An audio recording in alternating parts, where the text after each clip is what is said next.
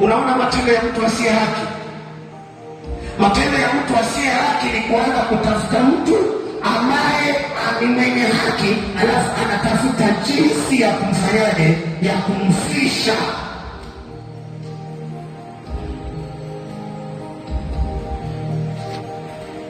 Ndio maana wakati mwingine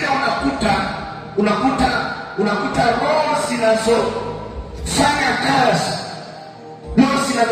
kazi, unakuta roho za uwaji, unakuta roho za ujambazi. Ndio maana wakati mwingine nikawa najiuliza, hivi dunia ina shida gani?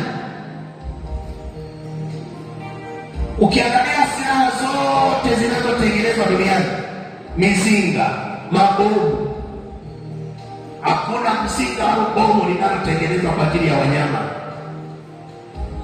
Kwamba hili linatengenezwa lipige, kuna swara mmoja ambaye ameshindikana, swara moja tumtafutie mizinga, hawezi. Anayetatua mzinga ni mwanadamu.